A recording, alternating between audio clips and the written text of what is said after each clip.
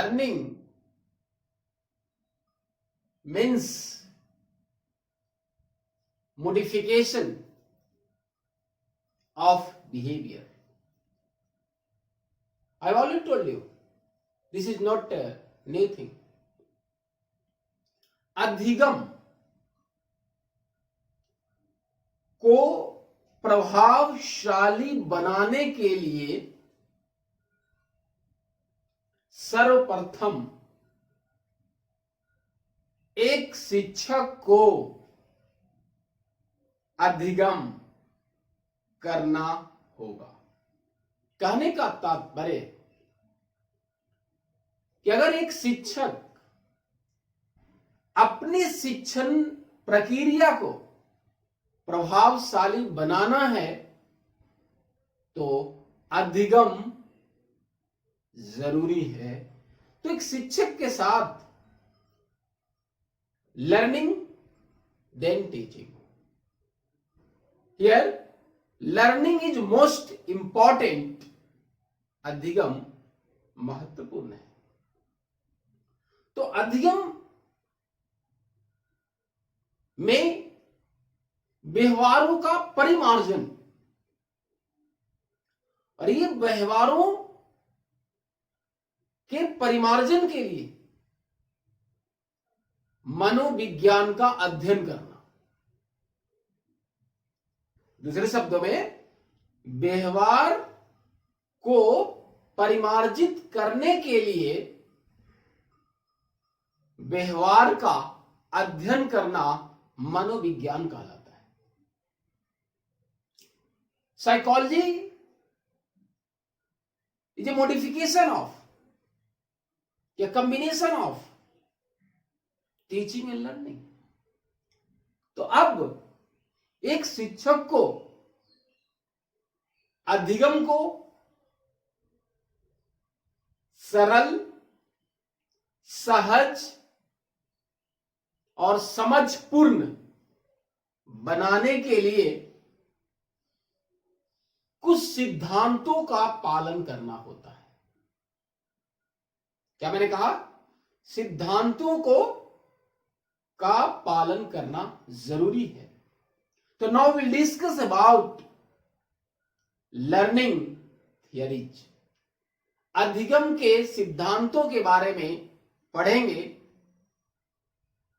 तो कहने का तात्पर्य कि एक शिक्षक, अभी मैंने कहा कि अधिगम इंपॉर्टेंट है, तो अगर आपको शिक्षण प्रक्रिया को प्रभावशाली बनाना है तो क्लासरूम में विभिन्न प्रकार के बालक होते हैं।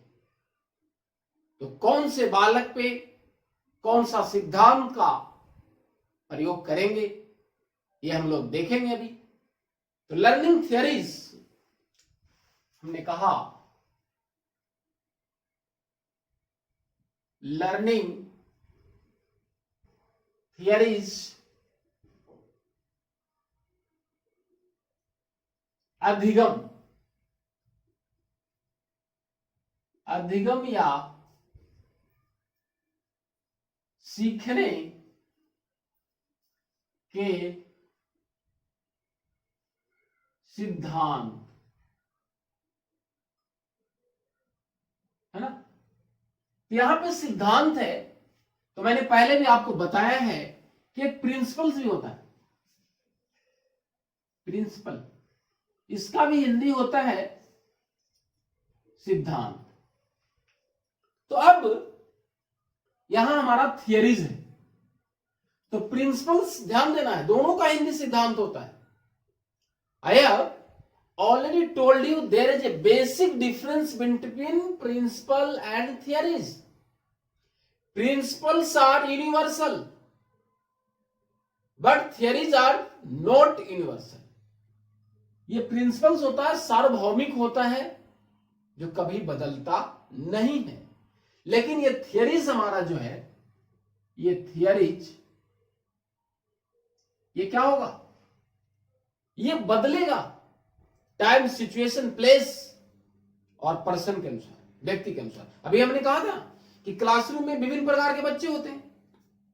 तो सब पे एक थियरी या एक सिद्धांत के द्वारा पढ़ाना मुश्किल होता है। तो इसलिए मैंने आपको बता दिया कि प्रिंसिपल्स और थियरीज क्या होता है। तो हम लोग थियरीज की बात करेंगे, और ये थियरीज मैं जो बताने वाला हूं आज, ये सीटेट का इंपॉर्टेंट तो है ही, और ये टीचिंग एप्टीट्यूड और खास करके अभी ए स्टेट बिहार में जो होने वाली है, आपका डेट आ चुकी है। तो आज मैं ऐसा टेक्निक्स बताने वाला हूं कि आपको याद रटना नहीं पड़ेगा। मैं ये कोशिश करूंगा अपने पढ़ाने के दरमियान, ये कोशिश करूंगा कि आपको रटना ना पड़े, और ये तकनीक आराम से धैर्य से देखिएगा इस वीडियो को। तो मैंने क्या कहा, हम यहां पे इंजॉयफुल लर्निंग की ध्यान देंगे। आपको इंजॉयफुल लर्निंग, जैसा कि एनसीएफ 2005 में कहा है। देखिए अब चलते हैं हम लोग, तो लर्निंग थियरीज, सीखने के सिद्धांत की तरफ हम लोग चलते हैं। तब यहां पे जो बात है अधिगम के सिद्धांत, दो तरह से यहां पे बात होती है। एक कहा जाता है बिहेवियरिज्म, व्यवहारवाद। क्या मैंने कहा, बिहेवियरिज्म, व्यवहारवाद। ध्यान से समझिएगा इसको, व्यवहारवाद। दूसरा हमारा है कॉग्निटिव थियरीज। ये क्या है, संज्ञानवादी सिद्धांत, संज्ञानवादी सिद्धांत। अब ध्यान से समझिएगा, ये हमारा जो बिहेवियरिज्म है, व्यवहारवाद, यहीं से सवाल हम बता रहे हैं, यहीं से शुरू हो गया सवाल। अब ये व्यवहारवाद और कॉग्निटिविस्ट थियरी, तो सबसे पहले हम बात करें व्यवहारवाद। तो व्यवहारवाद और संज्ञानवाद, बेसिक डिफरेंस यही है कि व्यवहारवादियों के अनुसार, लिसन केयरफुली, व्यवहारवादियों के अनुसार बालक की या हमारी जो अधिगम होता है, जो सीखना होता है, वो कैसे होता है, वातावरण के अंतःक्रिया के द्वारा। वातावरण, ध्यान दीजिएगा, इन्वायरमेंट के इंटरेक्शन से उद्दीपन और प्रतिक्रिया के बीच बंधन प्रभावशाली बनने से होता है, व्यवहारवादियों के अनुसार। यहां मैंने एक बात किया है, वातावरण, इन्वायरमेंट, और यहां पे मैंने बात दूसरी कहा है, इंटरेक्शन की बात हमने कहा है, ध्यान दीजिएगा। और ये इंटरेक्शन किसके बीच, एस और आर के बीच। क्या कह लीजिए, इंटरेक्शन, दूसरा शब्द हम लोग कह सकते हैं कंडीशनिंग, ये भी कह सकते हैं। तो ये कंडीशनिंग जो हमारा होगा, बंधन होगा, इसका कहने का मतलब क्या है कि बिहेवियर्स आर, ध्यान से समझिएगा इसको, behaviours are modified, trained, measured, है ना, मॉडिफाइड, ट्रेंड, measured, एक्सेट्रा। कहने का मतलब क्या हुआ कि व्यवहारवादियों के अनुसार, जो मैंने कहा कि वातावरण के बीच अंतःक्रिया होगा, किसके बीच, उद्दीपन और प्रतिक्रिया, या कह लीजिए इसको अनुक्रिया, रिस्पॉन्स, स्टिमुलस और रिस्पॉन्स। बहुत इंपॉर्टेंट है ये। अब हम आगे बात करें, जो मैंने कहा ये व्यवहारवाद। दूसरी बात कि वातावरण के अनुसार कहने का मतलब कि बालक का अधिगम जो होता है वो प्रयास के द्वारा होता है, अभ्यास के द्वारा होता है। लेकिन संज्ञानवादी ने कहा जस्ट इसके रिवर्स है, ये कह रहा है कि वातावरण या अभ्यास के द्वारा होता है। ये संज्ञानवादियों ने कहा कि नहीं नहीं नहीं, बुद्धि या अधिगम हमारा तर्क के द्वारा, चिंतन के द्वारा और उद्देश्य सूझबूझ, हमने कहा कि इनके अनुसार उद्देश्य सूझबूझ के आधार पे हमारा अधिगम होता है। तो चलिए हम लोग वन बाय वन अभी देखेंगे कि हमारा जो ये व्यवहारवाद में जो मैंने कहा, इसमें व्यवहारवाद में जो सबसे बड़ी इंपॉर्टेंट जो सवाल पूछता है वो नाम आता है, देखिए बी से, व्यवहारवाद है बी, ठीक है। तो हम बात करें जॉन ब्रोडस वाटसन, ध्यान दीजिए सवाल यहीं से इंपॉर्टेंट हो गया सवाल कि व्यवहारवाद में बी से वाटसन, जॉन बी वाटसन, जेबी वाटसन शॉर्ट में कहते हैं इसको, ठीक। ये व्यवहारवाद के पिता कहते हैं इनको, फादर ऑफ बिहेवियरिज्म। सवाल यहीं से आ गया, शुरू हो गया आपको, फादर ऑफ बिहेवियरिज्म, व्यवहारवाद के पिता, व्यवहारवाद के पिता। अब ये व्यवहारवाद के पिता जॉन बी वाटसन ये बहुत सवाल पूछता है। तो इनके अनुसार क्या हुआ, इनका एक कोटेशन बहुत इंपॉर्टेंट है जो पूछता है कि अगर आप 1 दर्जन स्वस्थ बच्चों को अगर आप देते हो तो इन्वायरमेंट के इंटरेक्शन के थ्रू उस 10 बच्चे में वातावरण का असर के आधार पे,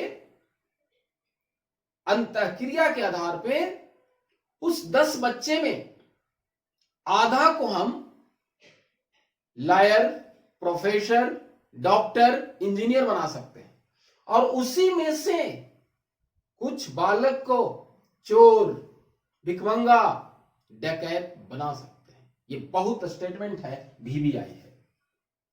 ये हमारा UGC नेट में भी ये सवाल पूछता है, ध्यान दीजिएगा।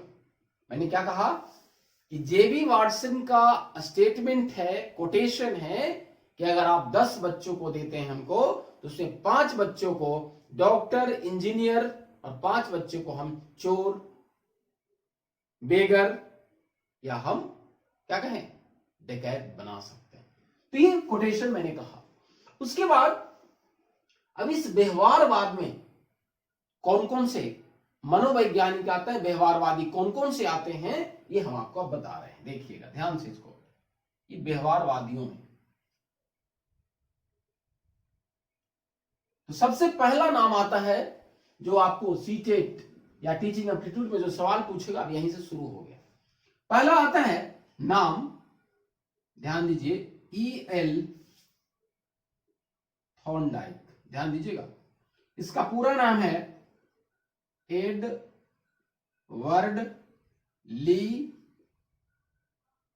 थॉर्नडाइक, ठीक है। अब हम आपको बताते हैं यहीं से इसकी टेक्निक जो मैंने अभी आपको बताया था, इंजॉयफुल लर्निंग, जो रटना नहीं पड़ेगा, बता रहा हूं मैं। अब यहां पे सबसे पहली बात क्या आती है, देखिए हमारा ई से शुरू भी हुआ है और ई पे समाप्त भी हुआ है, ध्यान दीजिए। ई, यहां भी ई है और यहां भी ई है, और टी थॉर्नडाइक टी से शुरू है, क्लियर। तो अब अगर हम बात करें लर्निंग थियरी की, ध्यान दीजिएगा कि अधिगम के सिद्धांत क्या दिया, तो टी से है, ध्यान दीजिए, ट्रायल एंड एरर। बताइए, ट्रायल एंड एरर रटना पड़ेगा। इसका हिंदी कह लीजिए, क्या कह सकते हैं, प्रयास एवं त्रुटि। अब आगे चलते हैं हम, तो प्रयास त्रुटि में पहले हम देख लें कि क्योंकि लर्निंग थ्योरी हम आपको बता रहे हैं, तो ये ट्रायल एंड एरर रटना नहीं है। अब यहां पे जो सवाल पूछता है वो क्या पूछता है, एक्सपेरिमेंट की बात हम करें, प्रयोग, ये प्रयोग किया गया भूखी बिल्ली, भूखी बिल्ली पे प्रयोग किया गया। अब देखिए, अब यहां पे सवाल यहीं से शुरू होता है कि भूखी बिल्ली क्यों? क्योंकि अगर उसे भोजन दे दिया जाएगा तो वो पजल बॉक्स में, जो इसको बंद किया गया, कहां? पजल बॉक्स में, पिंजरे में बंद किया गया, तो अगर पूरी भोजन करके अगर बंद करें हम तो वो सो सकता है। ध्यान दीजिएगा। उसी तरह से अधिगमकर्ता को भी ज्ञान के लिए भूखा होना जरूरी है। क्यों? क्योंकि अगर जिस तरह से इसे भोजन अगर उसे पूरी तरह, तो वो बच्चा सो जाएगा। तो इसलिए भूखा होना, उद्देश्यों के प्रति जागरूक होना, ये जरूरी है। इसलिए यहां पे बात है ना, भूखी बिल्ली क्यों रखा गया ट्रायल एरर में। अब यहां पे जो बात आती है, तो यहां पे बात आती है शैक्षिक निहितार्थ ही आपको जानना है। शैक्षिक निहितार्थ ये हम आपको अभी बता रहे हैं, केवल ब्रीफ में जो क्वेश्चंस पूछा जाएगा। अब हम आगे बात करते हैं। ये जो हमारा अभी इसी की बात कर ले हम लोग, ईएल थॉर्नडाइक की बात करें, थॉर्नडाइक। फिर हम आगे चलते हैं। तो मैंने क्या कहा, ईएल थॉर्नडाइक के द्वारा जो सबसे इंपॉर्टेंट थियरी दिया गया, ट्रायल एंड एरर दिया गया, रटना नहीं है, ट्रायल एंड एरर दिया गया, प्रयास एवं त्रुटि, जिसका प्रयोग भूखी बिल्ली पे किया गया, और शैक्षिक निहितार्थ हमने बताया। और ऊपर ही मैंने कहा कि सारे लोग जो आएंगे व्यवहारवादी, इनका कहना है कि अधिगम वातावरण के अंतःक्रिया के द्वारा होता है। ठीक है, तो ये वातावरण के अंतःक्रिया के द्वारा ही इसका दूसरा नाम जो कहा गया, एक कनेक्शनिज्म कहा गया है। कनेक्शनिज्म, संबंधवाद। ध्यान दीजिएगा, ये भी पूछता है। या एसोसिएशन, साहचर्यवाद, साहचर्यवाद। तो यहां पे एक जो सवाल इंपॉर्टेंट पूछता है, वो देखिए कौन सा सवाल पूछता है, मैं आपको बता रहा हूं अभी। ये व्यवहारवाद में जो सबसे इंपॉर्टेंट सवाल आ रहा है, एक शब्द है, ध्यान दीजिएगा, टेबुला रजा। टेबुला रजा, ये वर्ड दिया किसने? तो ये जॉन लॉकी है। जॉन लॉकी एल्सो व्यवहारवादी ही है। तो दूसरा सवाल आएगा कि टेबुला राजा शब्द किसने दिया था? जॉन लॉकी ने। ये बहुत इंपॉर्टेंट है। दूसरा, अगर आपसे सवाल ये पूछ दे यहां पे कि टेबुला राजा व्यवहारवादी है कि संज्ञानवादी है, तो क्लियर है कि ये हमारा टेबुला राजा क्या है? व्यवहारवाद है। चलिए, ये सवाल हुआ। अब यहां पे देखिए, अब हम लोग ईएल थॉर्नडाइक की बात कर रहे हैं, तो यहां भी ई है, और बात मैंने पहले भी कहा कि यहां भी ई है। तो जो सबसे बड़ा ईएल थॉर्नडाइक को शिक्षा मनोविज्ञान में, फिर से समझिए, शिक्षा मनोविज्ञान में वुडवर्थ के द्वारा अधिगम को विशेष रूप से चर्चा किया गया है। शिक्षा मनोविज्ञान के अंतर्गत एक शिक्षक को अधिगम पे पूरी तरह से मास्टरी होना चाहिए, या खुद अधिगम करना जरूरी है। चलिए, तो ईएल थॉर्नडाइक को शिक्षा के क्षेत्र में जो जाना जाता है, इनका जो कंट्रीब्यूशन है वो है, इन्होंने दिया है, अगर एल की बात हम करें, एल से थोड़ा सा आ जाए इधर, इन्होंने दिया है लॉ ऑफ लर्निंग। ध्यान दीजिए, सीखने के नियम, सीखने के नियम दिया है। ठीक, तो लॉ ऑफ लर्निंग सीखने के नियम दिया है। तो इस सीखने के नियम में हम बात करें, थोड़ा सा शॉर्टकट में बात करेंगे। पहला है प्राइमरी लॉ, प्राइमरी लॉ, और दूसरा है सेकेंडरी लॉ, है ना। तब इस प्राइमरी लॉ में और इस सेकेंडरी लॉ में ध्यान दीजिए, तो प्राथमिक लॉ में हमने कहा कि ई है एक, और यहां भी ई है। ये दो से ई आ जाता है, आपको हम बता रहे हैं, दो ई आपका आ गया यहां पे। तो पहला है एक्सरसाइज, और दूसरा है इफेक्ट। ये है अभ्यास और ये हमारा प्रभाव। तो 2 हो गया। अब प्राइमरी लॉ में 1 हो गया और 2 हो गया। और तीसरी जो हमारा, अगर हम बात करें, तीसरी लॉ की बात करें तो ईएल थॉर्नडाइक, हम इसी में से लेटर ले रहे हैं आर, हम ले रहे हैं आर। तो R4 हमारा है रेडीनेस, तत्परता। तो आपको लग गया होगा कि सीखने के नियम में प्राथमिक, ध्यान दीजिए, प्राथमिक लॉ में कितना हुआ? 3। पहला अभ्यास का नियम, दूसरा प्रभाव का नियम और तीसरा तत्परता का नियम। ये तीनों इंपॉर्टेंट है। अब आगे कहते बिहेवियरिज्म, बिहेवियरिज्म, व्यवहारवाद। तो व्यवहारवाद में जो हम लोग देख रहे थे वो क्या देख रहे थे? हम लोग देख रहे थे ईएल थॉर्नडाइक को, थॉर्नडाइक। तो हमने कहा कि ईएल थॉर्नडाइक ने क्या दिया था? अभी हम लोग बोल रहे थे लॉ ऑफ लर्निंग। ये लॉ ऑफ लर्निंग दिया। तो हमने क्या कहा था अभी कि ये जो हमारा है ये प्राइमरी लॉ, प्राइमरी लॉ, प्राथमिक, ध्यान दीजिए। तो यहां पे हमारा, हमने कहा आपको कि पहला, अगर हम बात करें, पहला मैंने क्या कहा? लॉ ऑफ एक्सरसाइज, ध्यान दीजिए। फिर दूसरा अगर हम बात करें, लॉ ऑफ इफेक्ट। और तीसरी की अगर हम बात करें, लॉ ऑफ रेडीनेस। तो अब ये 3 हुआ। लेकिन अगर इधर हम बात करें, थोड़ी सी आए सेकेंडरी की तरफ, सेकेंडरी लॉ जिसको कहते हैं द्वितीय या गौण नियम भी कहा जाता है, ठीक है। तो हमारा जो यहां पे कितना हुआ? 3। इधर देखते हैं हम लोग कितना है, थोड़ा सा देखिए। पहला है लॉ ऑफ मल्टीपल रिस्पॉन्स, बहु अनुक्रिया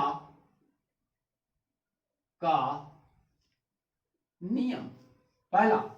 दूसरा हम अगर बात करें तो वो हमारा है, ध्यान दीजिए यहां पे, लॉ ऑफ सेट या एटीट्यूड, अभिवृत्ति का नियम। नेक्स्ट हमारा है लॉ ऑफ एनालॉजी, सादृश्यता का नियम। नेक्स्ट हमारा है लॉ ऑफ पार्शियल एक्टिविटी,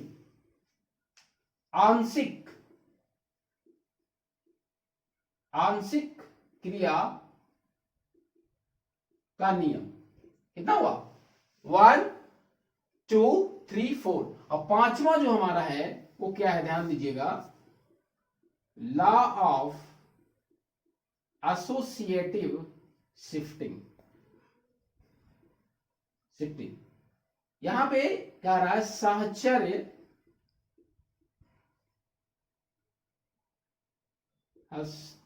हस्तांतरण का नियम। अब देखिए कितनी इंपॉर्टेंट बात है कि ईएल थॉर्नडाइक ने सीखने के नियम दिया। हमारा प्राइमरी 3 हुआ और सेकेंडरी कितना हुआ? 5। अब यहां पे जो सवाल पूछता है, यहां पे ध्यान दीजिए, और ये हमारा जो टीचिंग एप्टीट्यूड है ये मैं आपको बता रहा हूं कैसे सवाल पूछेगा ये, मैंने आपको बता दिया। ईएल थॉर्नडाइक एक्सरसाइज, हमारा ई हुआ इफेक्ट और आर से हमारा रेडीनेस। तो चलिए इसमें सवाल क्या पूछता है।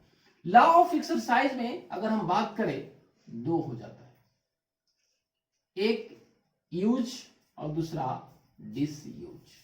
कहने का मतलब क्या कि एक शिक्षक को अधिगम अगर प्रभावशाली बनाना है तो उसे क्या करना होगा, प्रयोग में लाना होगा। प्रयोग, अगर आप प्रयोग में नहीं लाते हैं तो क्या होता है, हम भूल जाते हैं। अगर हम प्रयोग में नहीं लाएंगे तो क्या होगा, हम भूल जाएंगे। तो इसीलिए हमारा एक्सरसाइज जो कह रहा है, अभ्यास का नियम, अभ्यास का नियम सिखलाता है कि हमें रिपीटेशन, अभ्यास करना चाहिए। तो यहां पे प्रिंसिपल्स भी वही आएगा कि प्रैक्टिस एंड रिपीटेशन। तो शैक्षिक निहितार्थ यहां पे यह हुआ, एजुकेशनल इंप्लीकेशन इसका यह हुआ कि एक शिक्षक को अधिगम प्रक्रिया कराते समय उसे अभ्यास का नियम का ध्यान रखना चाहिए, जिससे वो अधिगम प्रभावशाली होगा। अब थोड़ी सी लॉ ऑफ इफेक्ट में हम बात करें, है ना, प्रभाव का नियम। तो प्रभाव का नियम संकेत करता, मैं आपको बता दे रहा हूं दो तरह से, एक हमारा एम है और एक हमारा आर है। कहेगा सर आर एम क्या है, ये हमारा मोटिवेशन और ये हमारा रीइंफोर्समेंट, है ना, ये हमारा अभिप्रेरणा और ये हमारा क्या है, पुनर्बलन, है ना। इसको थोड़ा अभी हम हटा दे, है ना। तो अब ये देखिए कि प्रभाव का नियम जो बात आ रहा है ये बहुत इंपॉर्टेंट है। अभिप्रेरणा और पुनर्बलन इसमें इंपॉर्टेंट होता है। कहने का मतलब कि बच्चा के अधिगम पे प्रभाव कैसे पड़ेगा, प्रभाव तब पड़ेगा जब उसे यहां पे दो बातें आएगी, संतोषजनक और असंतोषजनक। मतलब सेटिस्फैक्शन की बात आ रही है, सेटिस्फैक्टरी और अनसेटिस्फैक्टरी।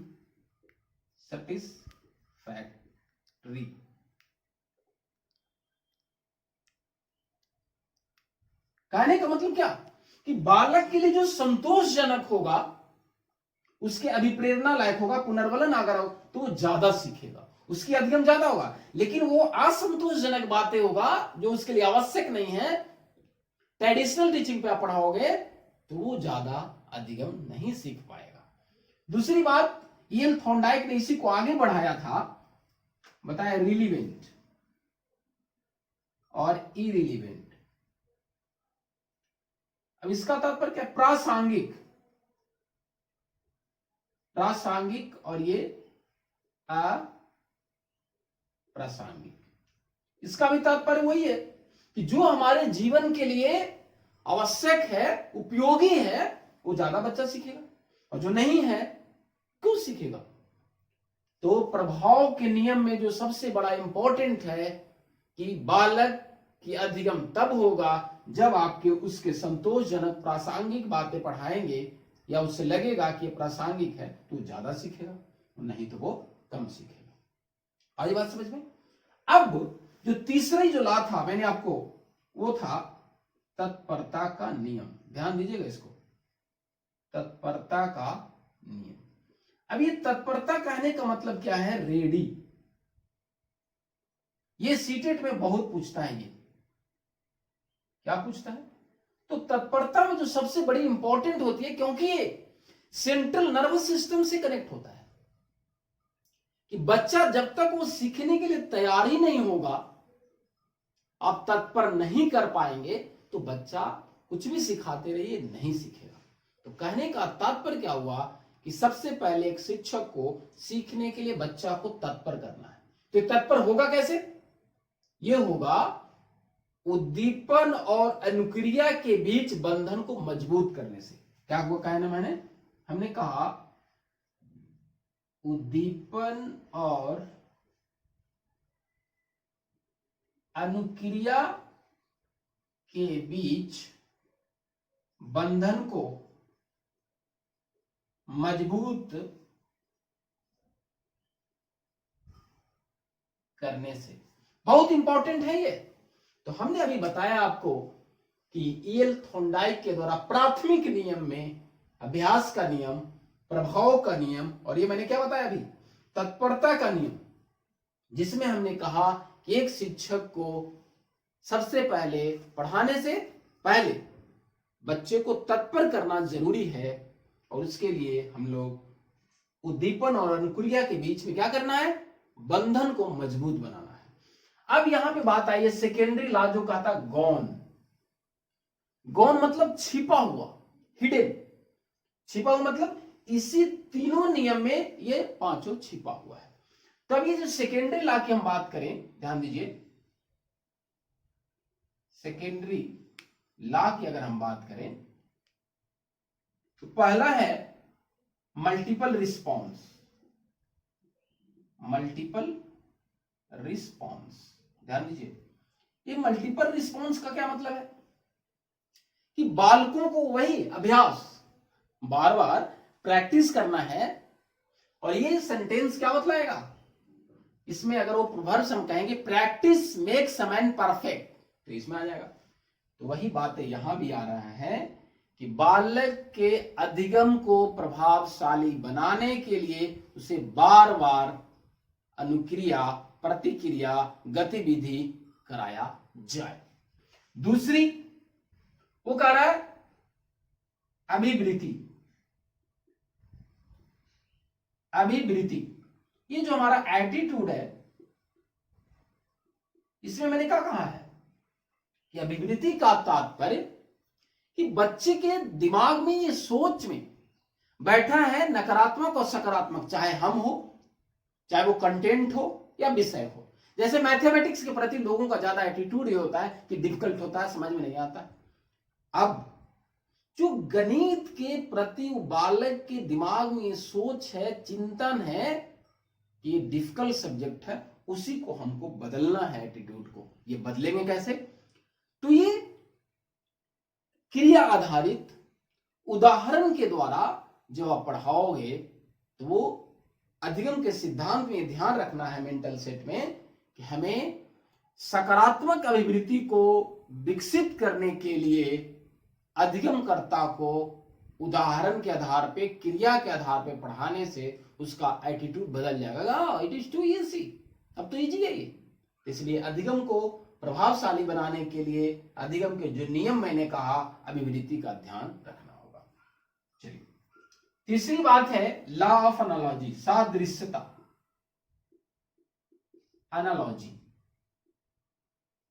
ये एनालॉजी में क्या कहता है कि यहां पे जो आपको पढ़ाना है, क्या पढ़ाना है, सादृश्यता, कोरिलेशन, साहचर्य करके संबंध करने की, पढ़ाने की बात कर रहा है। संबंध करके, कोरिलेशन। और ये शिक्षण के सिद्धांत में मैंने आपको बताया है कि अधिगम को प्रभावशाली बनाना है तो एक विषय से दूसरे विषयों को जोड़ना अनिवार्य है, तब हमारा अधिगम प्रभावशाली होगा। चौथा हमारा है पार्शियल एक्टिविटी। पार्शियल एक्टिविटी, आंशिक। तो यहां पे वही बात है रिलीवेंट और इरिलीवेंट।